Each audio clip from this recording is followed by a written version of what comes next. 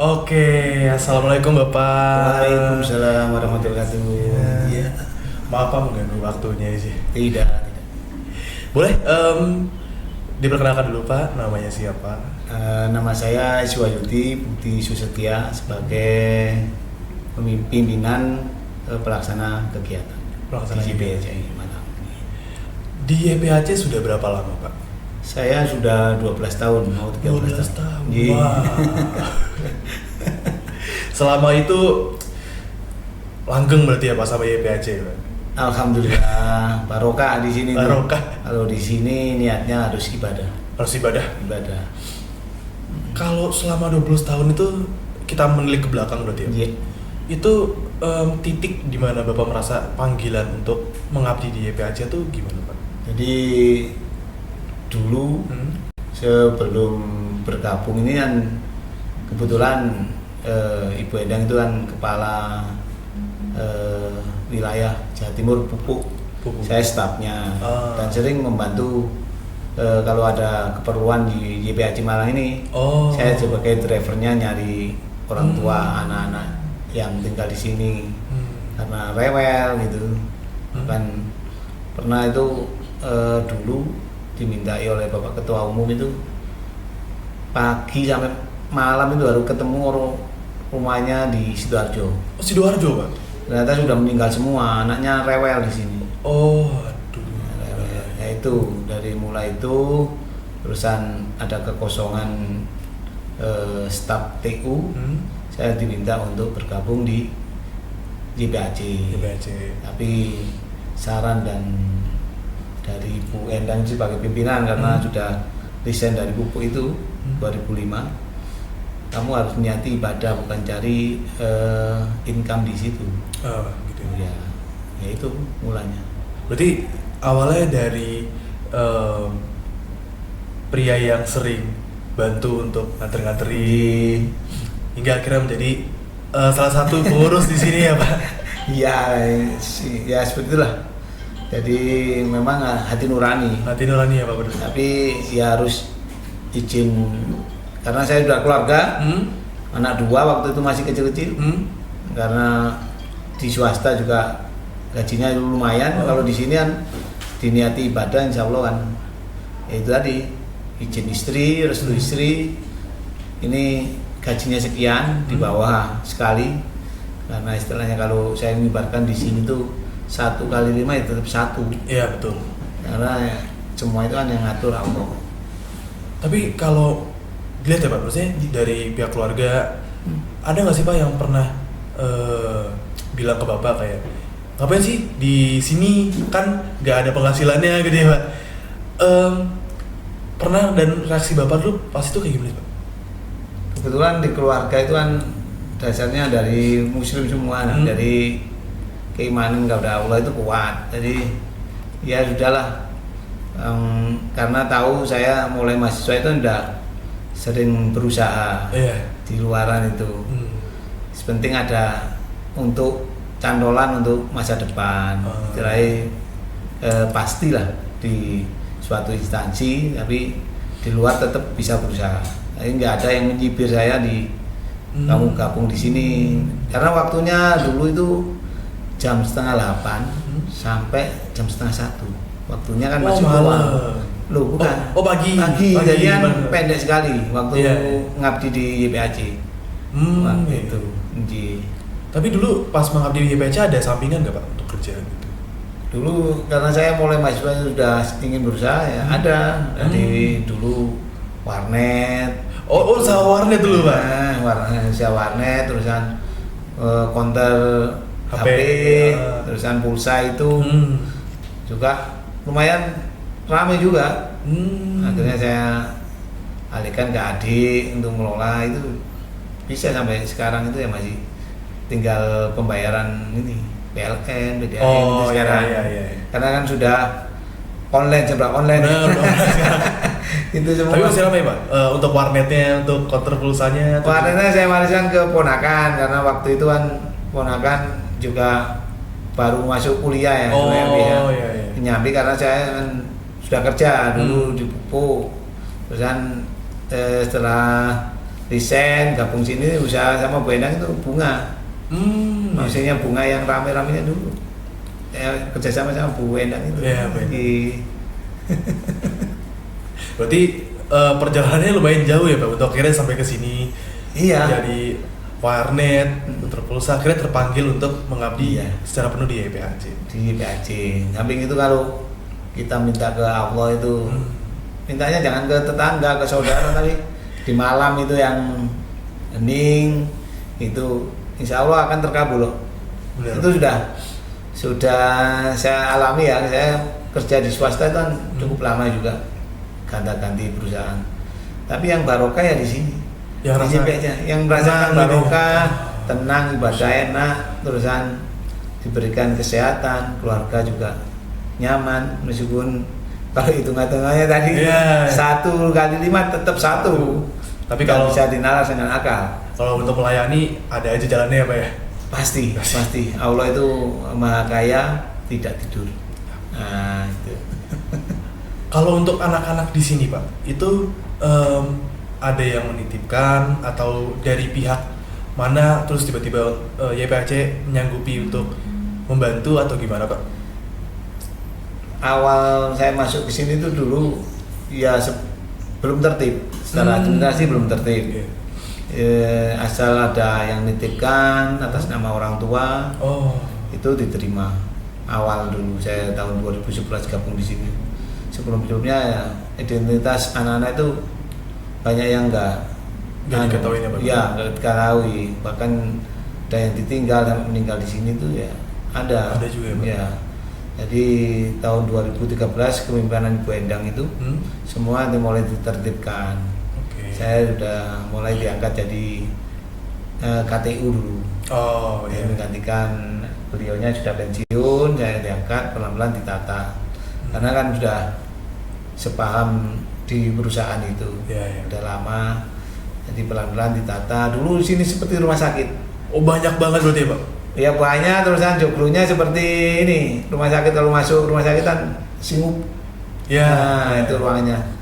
Pelan-pelan dicarikan donatur sama Ibu Endang itu. Beliaunya itu nggak kenal lelah. Baik dari luar negeri, dari dalam negeri itu relasinya banyak. Ya jadilah YPC yang sekarang. Kalau untuk anak-anak di asrama sekarang Pak, itu total ada berapa anak? Kalau sebelum pandemi atau dulu Tunadaksa, Tunadaksa itu asrama itu nampung 50 orang. 50 orang? 50 orang. Tapi hanya cacat fisik. Berarti ini tetap jalan otaknya. Kalau sampai sekarang masih ada Pak untuk? Kalau Tunadaksa murni nggak ada. Kalau Tunadaksa hasil binaan kita ya Mas Billy itu yang di depan kursi roda fotokopi sama staf TU Pak Yono itu dari anak didik kita dikaryakan oleh YPAC. Dan untuk YPAC kembali luar biasa. Dapat jodohnya di YPAC juga. Itu. Berarti emang YPAC ini melekat banget ya Pak? Melekat. Sekarang sebelum pandemi kemarin ada 26 anak. Bahkan pas pandemi ada yang dibawa pulang. Mau dikembalikan gini berat di ini ada harus swab. Baratnya orang tua di situ. Juga sudah lama di rumah, jadi sebagian ada yang dikembalikan, sebagian tetap di rumah. Sekarang tinggal kalau yang menetap di sini 12. Yang di care ada 3 kalau enggak. Maaf Pak, pernah nggak sih untuk dari pihak YPAC itu kan tadi kan sebelum kepemimpinan Bu Endang itu kan masih berantakan untuk sisi administratif.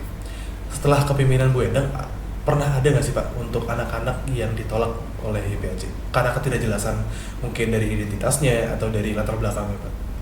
Kalau selama ini kita jelaskan ke orang tua itu ya memahami, karena kan persyaratannya itu harus melalui ada pemeriksaan dokter. Baik itu dokter umum, dokter spesialis maupun psikologi.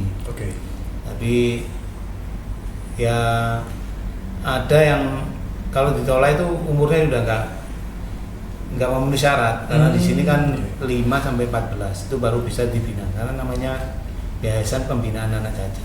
Betul. Jadi kalau di atas itu sulit dibina. Udah ini apa ya? Udah alot ya.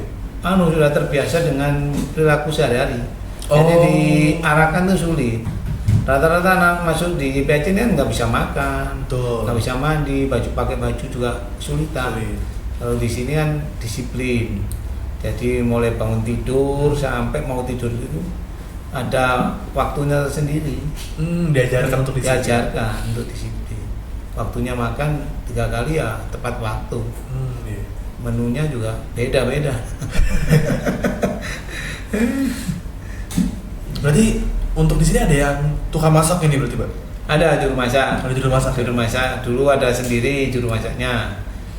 Sekarang ya tetap ada juga juru masak tadi dibantu oleh Bu Wayu Bu Asrama. Iya, iya. Jadi ada juru masak, juru cuci. Jujur Iya, ada dari sendiri. Kalau untuk kegiatan anak-anak di sini, Pak, itu kan pas itu aku pernah kesini sekali tuh anak-anak lagi nyanyi, lagi belajar musik. Nah, untuk keseharian anak-anak di sini itu kegiatannya apa aja sih, Pak? Kalau kegiatan yang mampu didik ya kita sekolah. Oke. Kegiatan di sekolah. Kalau yang hanya mampu rawat ya kita rawat.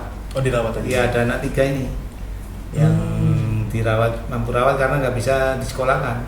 Oke. Kalau disekolahkan nanti mengganggu teman-temannya yang di sekolah Oke. karena agak hiper semuanya. Oh. Satunya sudah terlalu dewasa dan dia berkembang. Iya. Yang api itu yang dari Blitar itu. Oh, dari Blitar. Karena duluan dirawat orang tuanya meninggal kakaknya sudah berkeluarga. Kan kalau sudah punya pasangan itu kan Ya, susah. untuk merawat, menyatukan visi dengan saudaranya sulit. Betul. Itu. Jadi ya kita terima karena ini anak yatim ini. Ah, iya. Iya. Berarti kayak kegiatan seperti mewarnai, menggambar gitu-gitu berarti diajarkan di sekolah berarti ya? Di sekolah baik di sekolah maupun di kan Biasa. ada tugas di Oh, ada tugas. Iya, Itu ada tugasnya. nah, Oke. itu kan pengasuh biasanya ada adik mahasiswa Oh. yang pernah istilahnya PK di sini, observasi, yang punya hati itu pasti saya boleh main sini ya begini. Oh, Boleh. oke. Kalau sore justru dibutuhkan karena untuk ngajari ada. Iya. Baik itu dari Brawijaya, dari UIN, dari UMM. Banyak berarti ya, Mas. Hampir semua universitas di Malang ini terlibat. Dan itu kegiatannya selalu ada konstan gitu ya setiap saat. Ada aja yang mahasiswa datang sore gini mengajari anak-anak itu. Dulu bahkan psikologi UIN itu kalau liburan bergilir. Sekarang 2 minggu di sini mulai pagi sampai dia tidur ngabdi di sini untuk Satu ngisi hari liburan. Oh iya. Jadi liburan itu giliran satu kelas itu bahkan setelah lulus pun sudah keluarga masih ingat sini mampir ya bawa anaknya rasa bersyukur ini kamu harus bersyukur ini teman-temanmu di sini nih membutuhkan ini Sumber berkah berarti itu, Pak. itu edukasi.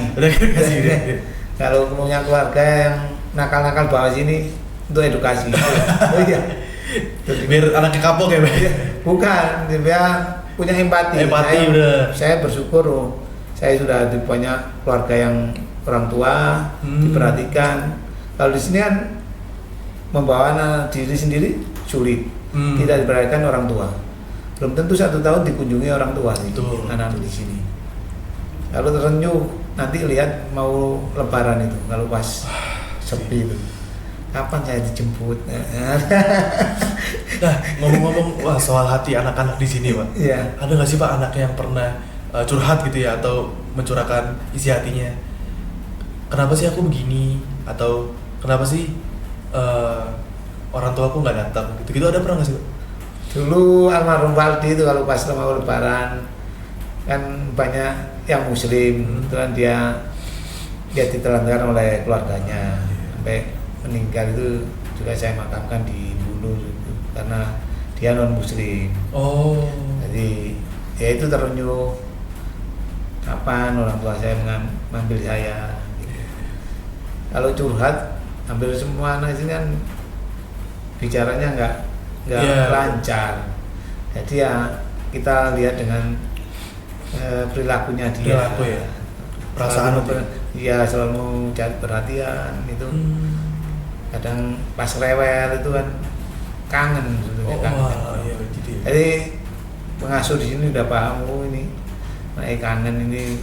Ya kita sebisa mungkin di pengasuh mengurus ini, berusaha ya ngajak rekreasi supaya ya normal lah, seperti orang normal lah. Keluar berarti ya Pak ya? Keluar, baik difasilitasi oleh sekolah, outing kelas itu. Outing kelas. Tapi di yayasan sendiri kadang saya jadwalkan berapa bulan saya ajak ke tempat rekreasi yang menyenangkan anak-anak. Jadwal-jadwal.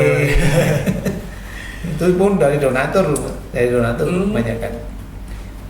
Berarti emang sumber berkah ya Pak? Insya Allah berkah. Insya Allah. Siapapun yang terlibat di sini insya Allah berkah. Saya sendiri sudah merasakan itu. Saya merasakan semua ya bisa. Setelah saya di sini ya nyaman karena ya itu tadi tuh, kenyamanan itu tidak diukur dengan harta. Betul.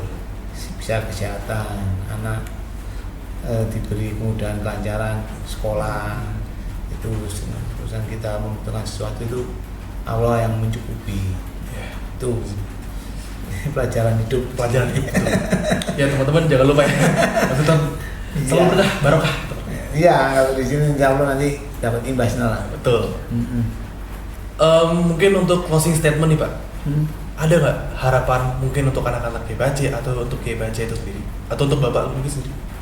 Kalau harapan untuk anak-anak ini ya, saya bisa mandiri untuk membawa dia sendiri, untuk bisa bersosialisasi ke masyarakat, ke keluarganya, itu sudah pencapaian terbaik. Oke. Kalau untuk YPAC ya, saya mengharapkan keluarga besar YPAC ini kehidupannya ya layak lah. Jadi bangga dengan mengabdi di YPAC, karena selama ini kan kita mengandalkan donatur. Tapi sejak pandemi itu donatur finansial itu hampir nggak ada. Jadi segala usaha yayasan mengurus ini banting tulang untuk mencari donatur itu memang sulit ya. Jadi kita amal usaha, ada gedung yang disewakan, ada pujasera, ada kantin, ada klinik. Harapannya dulu memang dari klinik. Oke. Kalau harapan saya sendiri ya inilah, mengantar anak-anak ini bisa mandiri lah dan mensejahterakan keluarga besar YPAC. Kalau saya itu amin Pak ya. Amin. Karena sebenarnya saya sudah ya banyak mendapat berkah di sini. Oh iya. Saya rasakan itu. Oke, berarti untuk teman-teman mungkin yang ingin membantu yayasan ini bisa untuk memberikan donasi ya Pak ya? Boleh, donasi pasti akan digunakan untuk kebutuhan anak-anak dan kesejahteraan keluarga besar YPAC. Ya. Nanti untuk alamat dan kontak Bapaknya nanti bisa kita kontak-kontakkan lagi teman-teman. Boleh langsung hubungi ke Yayasan Pembinaan Anak Cacat Kota Malang, bisa. Oke. Dan rekening yayasan baik Mandiri, PSI maupun Bank Jati. Oh, lengkap ya Pak, banyak ya. Lengkap, Ji. Makasih Pak atas waktunya. Iya, sama-sama. Semoga mendapat berkah semua. Kita mempromosikan YPAC ini bukan semata-mata untuk mencari donatur atau kepedulian lah yang saya harapkan kepada yayasan ini, karena yayasan ini kan yayasan sosial murni swasta. Bukan negeri. Bukan negeri benar. Ji. Oke, mungkin sekian dari kami Pak. Makasih atas waktunya, makasih juga atas jawaban-jawabannya. Semoga YPAC semakin barokah, amin, makmur, dan semakin banyak nanti hamba-hamba Allah yang membantu. Siap. Oke, terima kasih Pak. Ya, sama-sama.